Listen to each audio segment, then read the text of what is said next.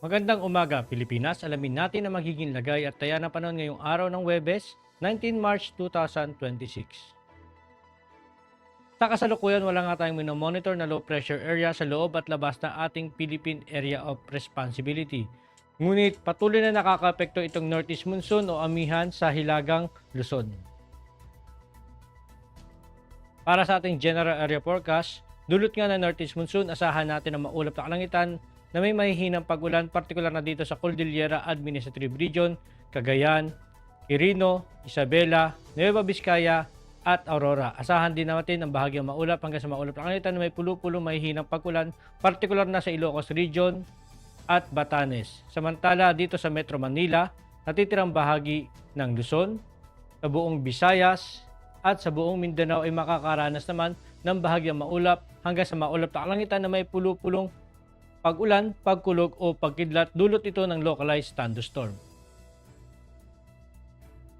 Para sa ating plate level wind chart, asahan natin sa 2,500 feet na may mahina hanggang sa katamtamang lakas galing sa easterly to northeasterly. Samantala dito sa 5,000 feet may pag-ikot o cyclonic flow sa Hilagang Luzon.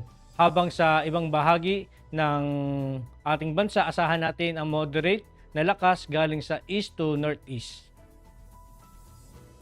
Sa 10,000 feet naman, asahan natin na may malinaw na cyclonic flow o circulation sa Hilagang Luzon. Asahan natin habang dito sa Visayas at Mindanao ay makakaranas naman ng moderate to strong winds galing sa kanluran hanggang sa Hilagang Kanluran. Sa 18,000 feet, asahan naman natin ang malakas na easterly to northeasterly flow mula sa silangan sa buong bansa.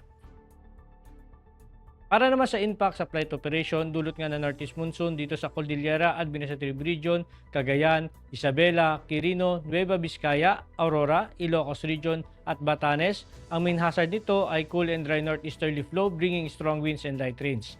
Ang impact naman nito sa rotary, asahan natin ang strong crosswind and wind gusts, may restrict takeoff and landing and hover operation. Sa fixed wing naman, asahan natin ang crosswind and moderate turbulence during approach and possible delays due to low visibility in light rains.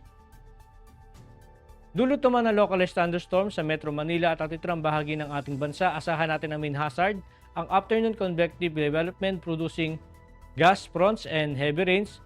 Samantala ang impact naman nito sa atin sa rotary, asahan natin na southern downbursts, gusty wind and reduced visibility pose serious risk and avoid severe areas. Sa fixed wing naman, asahan naman natin na severe turbulence and wind shear during approach and departure, temporary delays or diversions is possible. Ang araw ay sumikat kaninang 0601 at lulubog mamayang 1807. Meron naman tayong 0% new moon illumination.